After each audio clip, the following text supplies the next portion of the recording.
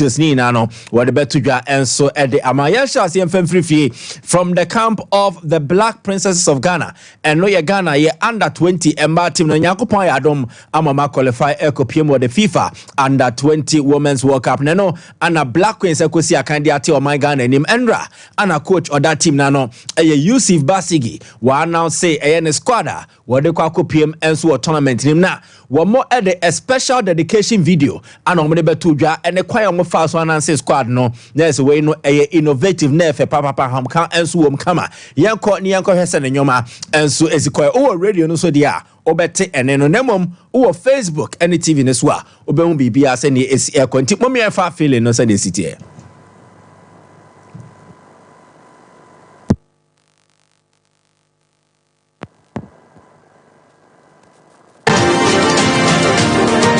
Jena Sapon Najad Abdul Salam. A sleeper, last in the line of trust, cleans up dangers with its rust. A symphony of skill and art in every role as they play their part. Our defensive setup includes Comfort Iyaboa, Sarah Koulibaly, Habiba Isa, Hannah Nyame, Alexandra Emefate. Our midfield maestro, the vision is clear, connecting play both far and near. Now to represent us are Wasima Mohammed, Asana Al-Hassan, Helen Alomenu, Beline Nyako, Veronica Bakuma, and Stella Nyamiche. Forwards rush with blazing speed to score the goals their team will need. Crossing paths with perfect stride to lead the attack are Mefia Nyame, Mary Amponsa, Salamatu Abdullahi, Jennifer Dawa, Jennifer Ousua, Mercy Atobra, Tracy Chum.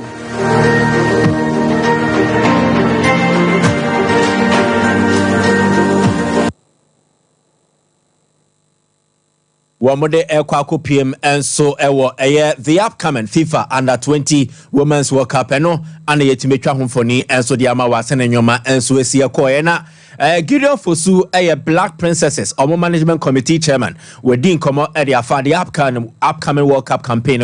Gideon Akasa on the target of a Black Princesses Yentieno. Going into this tournament, I think the first aim is to move past the group stage and then take it game after game. That has been our motivation so far, and that has been the story for all the girls, for the technical team, for everybody that's a part of the team. In fact, that has been the request from the FA president as well. So we are working very hard towards that. Intiania Gideon Fosu, chairman of Black Princesses Management Committee, Wakasa beyond so the afa group Ghana Yakwakotom na senior Shishani City no group ni mo eten na mom almost when is wade hunu bi se o mebo more than match after match no matter Ghana my name. It's a very difficult group. What we intend to do is to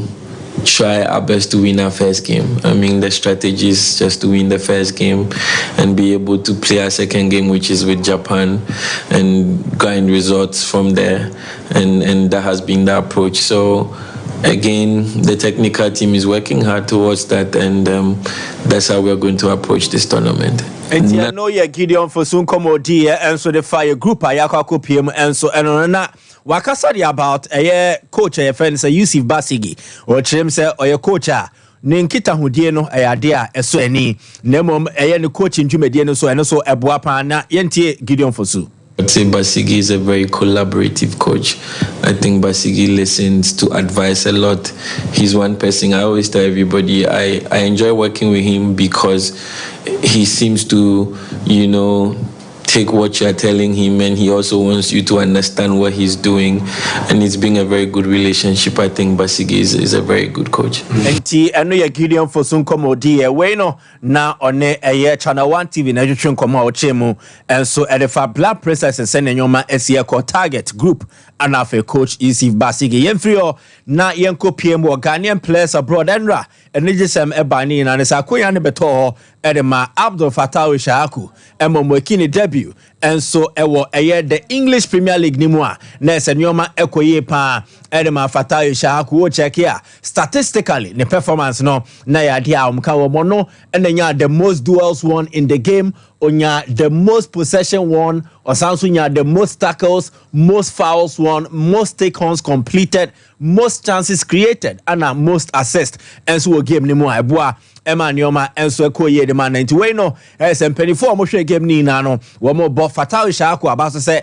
ne modern bo edema Leicester City wabra wo mo draw 1-1 against Tottenham Hotspur no ayade enigisem na abrante ne yade bi before the game ni boot obehye no o mo customize mana na se Abdul Fattah Shahaku no o mo di nanim to so ana o mo de Ghana flag no enso de ka ho o mo design jersey ne boot ne kama enso ne mana abrante ne kosi akenti enye won okosi akan no eyade a eso ani ema bibia enso ekoye oye game no one Tottenham abrante Pedro Porro kosia ni na ne se we no omanya nkitahudie pen ewo Sporting CP eno wo Portugal eto mbehia no omombo mfama the same team there, but after the game one more share a moment of friendliness and na brother friend of camaraderie na se omohwema neoma koye ama bibia so ye kama we eje eye Tottenham jese ne Fattah Shahaku ana Shahaku ne de eye Leicester jese no enso de ma Pedro Porra wo mu chiecha atwamfoni kama ema bibia enso etimi koso enso edema omona yemfri on yankopiem to the camp of eye coach Bashir Hayford, a veteran Ghanaian coach na onukroya no wedi juma enso ediama Somalia womo national team ne pen na coach Bashir Hayford waji league with Ash Gold, waji league with Asante Kodoko, and Asante Jumedie no enso diama a couple of Ghanaian football clubs and then odini juma no ede ema Pando Heart of Lions and then wakasa say last season all joining Heart of Lions no na yade omho chomo mo ko relegation enso anya de asade no epusu no one is wade hunu say enam ni coaching Jumedie a oye a konkan nti obetimi abo ma Heart of Lions obetimi aka league ni mu a eno nende ye na ye hwe nti Bashir Hayford on a surviving a Premier League relegation with Heart of Lions. Being a coach, no matter the situation of the club, you have to go and make sure you do something for it. So I took the challenge and I was able to sustain them in the Premiership. It has given us an experience to thrive on, the experience to see what we can do, not to enter into the same situation again. And so it will let the Ghanaians know that I am still alive, I'm still coaching, I'm still strong. My knowledge now is so pure that I've matured with the knowledge. So the Ghanaians will appreciate that. I know your coach Bashir Hayford and Koma on also Eddie and I say this here a idea and they local coaches no experience for the ho and a new coaches on my and so ho na Bashir Hayford the gym say aya SPS coaches no mo match te say bia Jay Sapon no no ne batch no enya de ananse no ye time mo adwuma na no chem say we na clubs na preference e be per experience e be epe not tried and tested ni na no de ogi dis oba akofa beboa no eno ana koso nefa odi esa enkomo no yenko tie no. People like experiments, and others also like experience. So for me, I'm not somebody who struggles for a job. If you see my record, my achievement, my performance, and you want me, it is not about how much I will take. That one is negotiable. If I say I will take 1 cedi, I say we will give me 50 pesos. If I like, I will do it. If I don't like, fine. If I were in Europe, I would be so expensive. As an experienced coach for me, I will be so expensive, and even people who inviting me will be a problem because they have to make sure they meet all the necessary requirements before they get me. But here, we become ordinary. We don't have senior, we don't have junior, we are just like that. So for me, what I always say is that people like experienced things, people like experiment things. And tell you about for the common so the far experience ne a year or more experience coaches and so wakana ha nen common ana ode atujana na yemfri on yanko pm or samates the gallant team or mokoko din kunim e wo Cameroon yankopon ya homa enra o ma ba be pm e wo man Ghana we no na chese eye enikasem samates team na call Cameroon no ebi eka Ghana enti players na wo mantimi anko no na so mu nuanom ba be dru Ghana na so mu yina de ni je koshi omo a omo makwa ba se oh mo ye ina ne bobo ne de ye ne yankobi nanso de amkoye no mate ani mende eni wonyam kese ana de abre samates bobo ne aface omo a omo so every summer boy nti de ma ye de ye da ma se ma ya de nti we de call so airport a na se ye niji sem kama pa eno so etimi epie every mobile to the camp of Accra folk omo prepare for the upcoming season no ana Endra House of Folk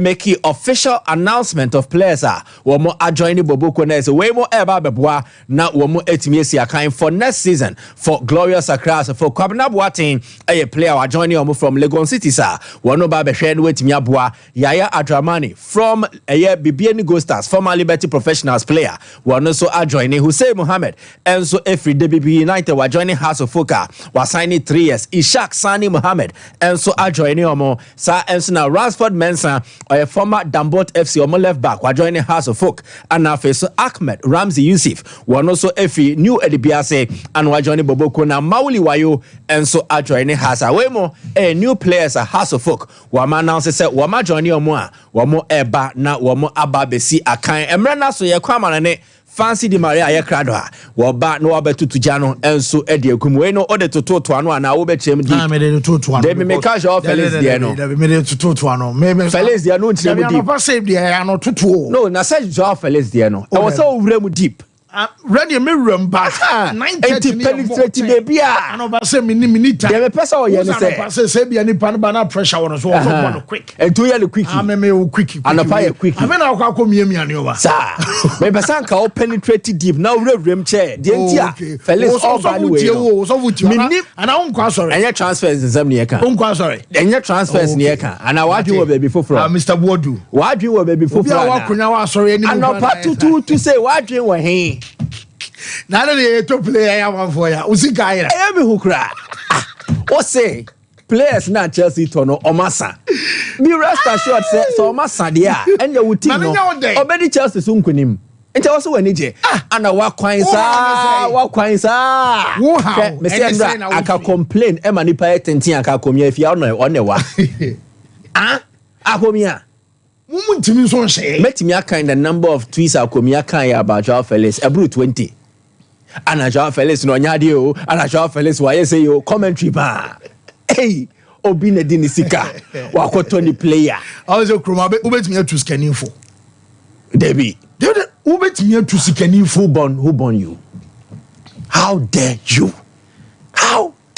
you to advise oh this is beautiful hey we will cook aye power hey power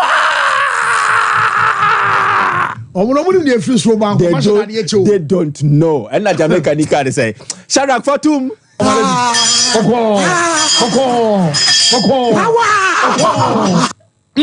yes na just a brother so ya kwena ya restore sama ya tell for enra ma men fan to some matches e ba so nyina no and also come ya born a roll quick wa bra enra boboku a ya fan say juve omo hyam yen say ma komo tim no wo mo so antimi antena jumadi ya manager fan say ayetia komota ashase wodi ama juve ni nyina no and some ashase e so ni ma men fan to some enra wo mo man to mo bogos akotana ya fan say Samuel Mbangula ono abo first go enma juve tim no Emma Timothy we and I George Oporia and some Barbo second go afei make us a branch on Usuna Karama Jufa Yafanas Andra Ayakambia so no and some other body at Tosum yes Emma Jufe now my man of the match our desas Emro Abrekoba say Wamusum Maria Gabueno about first corner Yafanas Samuel Mbangula no and a gem man of the match our Abrekobas and Rakadano and some American senior W and some Amajuve and Wakut and say what did he about na akwada deserve sa waso no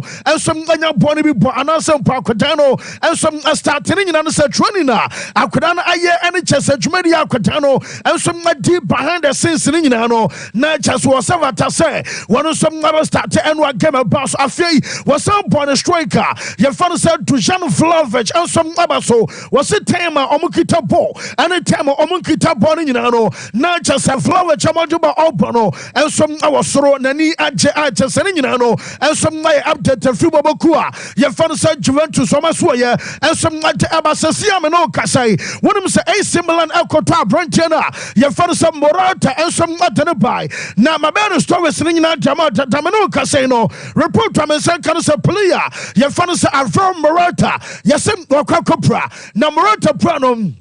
Jaminya no say woko na wotwe me yensa na chese no ensom aye 3 weeks ana akwatana ye fa no say Morata ensom abakro na chese automatically wono aba me say omo second game and aba so afi omo third game omo say aba so nyina no Morata som aba me say na ye say Napoli boboko no say womo twen aye asama Chelsea aba kan nyina no ensom aye Romelu Lukaku esensa womo ko mo first game ankwaye no awose omo te Chelsea ensom anka na anopa report I mean say woman see comedy coin yes Chelsea once again as I rejected I get 29 million euros and I upfront not later woman is 6 million euros abasoso na just okay in to Puma I get 35 million euros of an abobokua your fan say Napoli fan to buy report I mean say Chelsea for say me and you 40 million and you to watch no more you kasi 40 million no I no na abobokua your fan say Chelsea for say woman some Argentina no Benjamin sa woman rejected ayabobokua your father said Napoli offer once again just no and some idea from us who deba enra bobo Craven sa Tottenham woman some analyst for game no and some bus our Kimpor Stadium ya na mama kai orano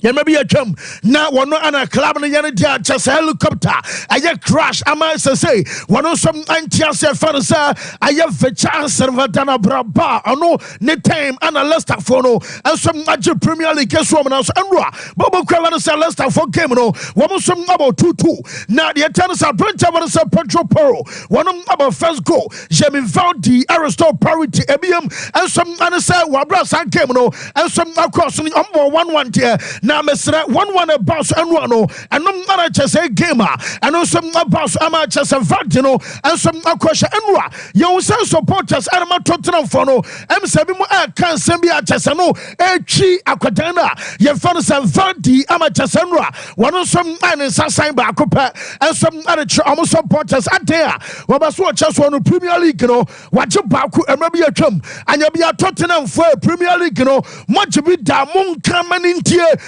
just send one as I acquire or refer some Vante Fasua one of some other plan supporters one was a supported team I know and some I Tottenham to Enra I 1-1 and Boynum I Atletico Fono and some other Kobo 2-2 and one Nicolas Pepe Massa when we are Pajabo cross bar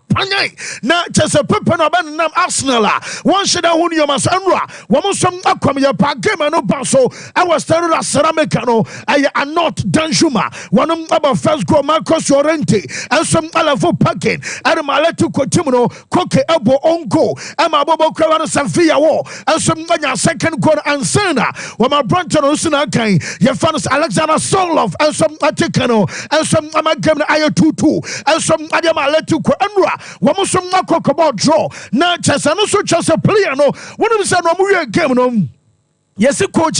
Your fan said Simone Inzaghi. I know. I reference Diego Pablo Simeone. Where are Simeone? As some Americano manager Simeone say. Player be our bar, ebe boye pano. One ano mo transfer mo denebe ba. Na just ayakono Gallagher and some asem and work to manager no. Boy ne kwanyam baya on bobo. Na some work nyina so just akwadane ba. Ebe boa man yoma so atimi akokama. And some adiyama team na ansana. Yebe ko other stories and transfers ne mo no. Dikema me abronta wan sa aye son Heung-min enra. Womo some about 1-1 as game no. And about so Heung-min say. Jedi kain. Womo disappointed and no aye one and half two sa kobase bia ubo Premier League no na wonya chances one ya clinical and some our chance animu ho a say ya na be na a home pass and ra wo some drop aye 2 points yentia branch and soon he'll mean frustrated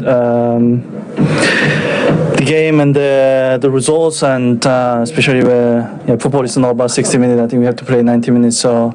it's very disappointed to lose 2 points. Definitely frustrated. Yes, I know I am some branch fan song you mean, and I'll test your Dana accepts and my Jeffrey and I pay, and some our show us afraid your bueno, and so about outright our Bracon Gallagher, and Bobo Craig fans I let you pay 1 ever 2 Aquanum Port Jansa, Joe Felix, and so Abana Omomiano, Jobedi Kababa Drew Baby at Chasonoko, and some Joe Felix Manoka Sacrano, Emsa Felix I on Porta, what 2 Emsa Ghana time Anopa, I best no num other branches no num ampemo and Felix also two in no me ba me the update anymore and some ababantano probation no num branch to 2 and enchebia one some about touch it down and some our London our brow brano we be sign a 50 million euros and no I up front our bra later woman the 10 million euros about so to do no and some I 60 million euros woman try ma let you and watch it was signing a contract no until 2030 option of another year and some account at the mano I just said Yaminya so I'm for Shasia Casapi and Ra you say Jamie Carrick Camunano I'm some Casana I we a player men coach Chelsea Argentina Chelsea for no what that's so 25 kwasi hina woyo waya to say as we see Kaira na yebisa ore for say Gary Namfo what am say no Gary Namfo and some our Monday night ayo Jumadianos was say Arsenal abaji Premier League no na sabas Arsenal aji Man City and some about tosumi no na City atosumi no according to Ora your fan say Gary Namfo no one ajiri aba send e Bob Kua your fan say no also aye Chelsea and about toso and ama United atosumi yensa enti fourth no Chelsea ababantemua munim babia bia Joao Felix aba obapono yentie Gary Namfo adwumadina Felix ne ba obedie. I think Joao Felix, whether you think he's a centre forward or not, I do think he'll play in that false 9 position with the 2 sort of higher wide players. I do think that's the way in which he'll look to play him. I don't think he'll play him wide. I don't think he'll play him as a number 10 that often, because I think Cole Palmer's got to play in there. I think he needs the 2 quicker ones, Neto and Seun Kunku here. I think he plays Joao Felix there, and I think he plays Palmer sort of in behind the 2 central midfield players, which means one of the 3 will have to lead. Masa Jini no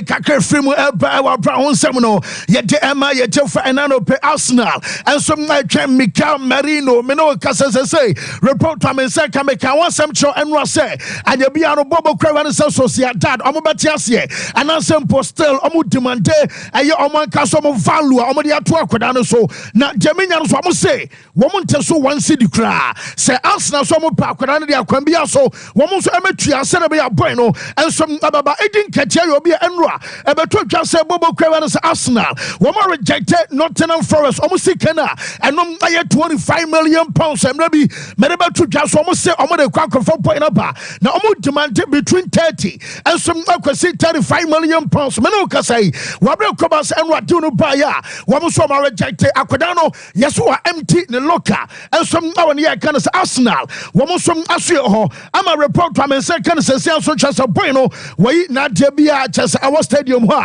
na nkanom ayo no edin katia no yes we yi at the free Emerald Stadium ho ni pictures and in your money no we yi ama bibia so chasa akota no and some abeko na goalkeeper no the Aaron Ramsdale no say Wolves at the abaso mu pelon and watch Bournemouth and so mu pelon woman nyina no loan option to buy Arsenal say woman jai ama Ramsdale abba on loan fee aye 5 million pounds just no and some demand Arsenal team no we some demand another player and also I update about player na your fans has Scott McTominay yes we reject offers ni na no jo say aye Napoli and obaso opo boy no say on the manager your fan Antonio Conte aye demand answer now no Jabe say can say we reject offers and anka ba our bra kwata no Fulham no answer mo makani na no Metesa McTominay and some Napoli team no and some anaba and no I kakra frimo and some not eba hun semino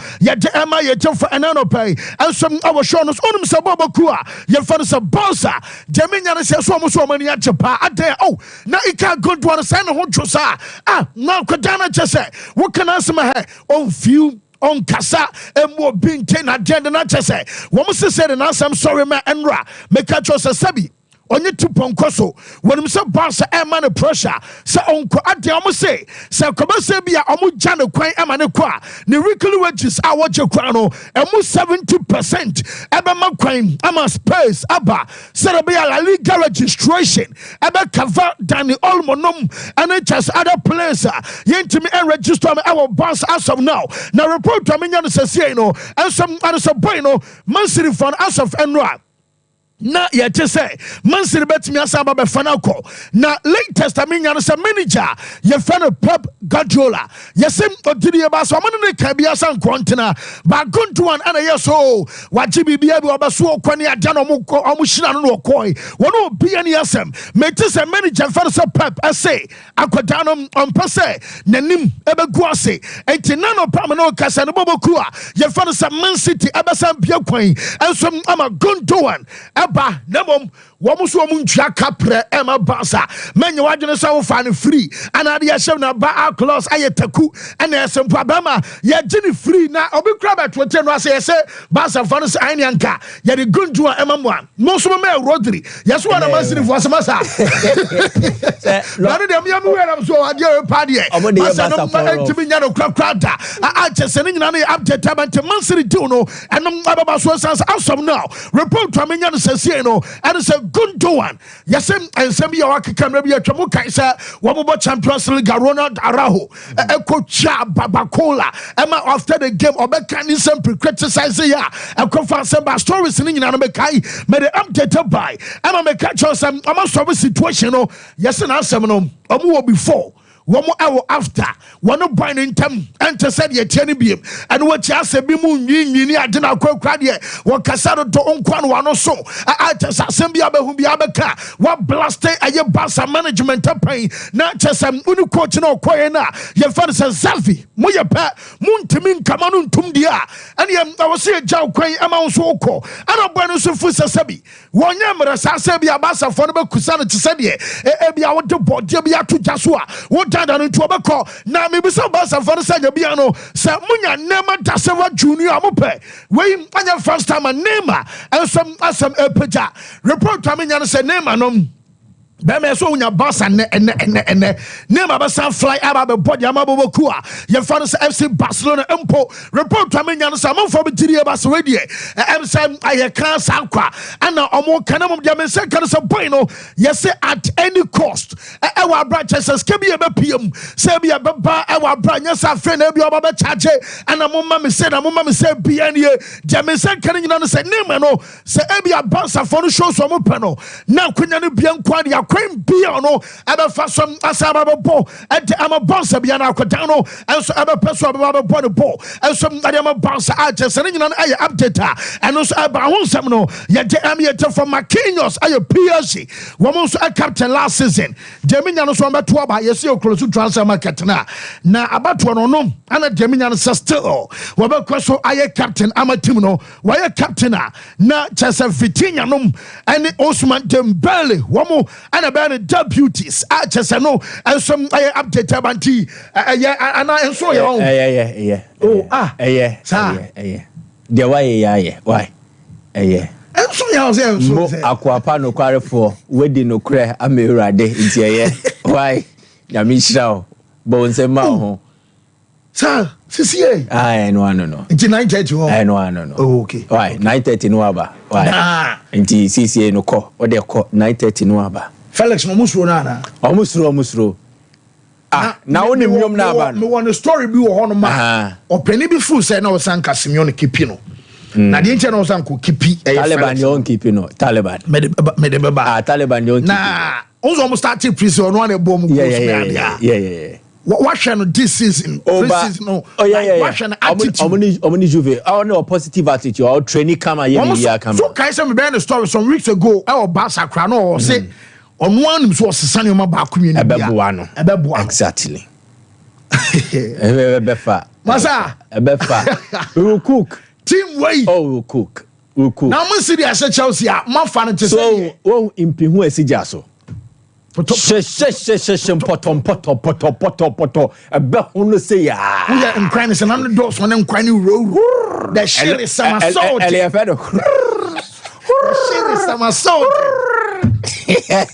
Munjina ye mo you will ben Shadak yanko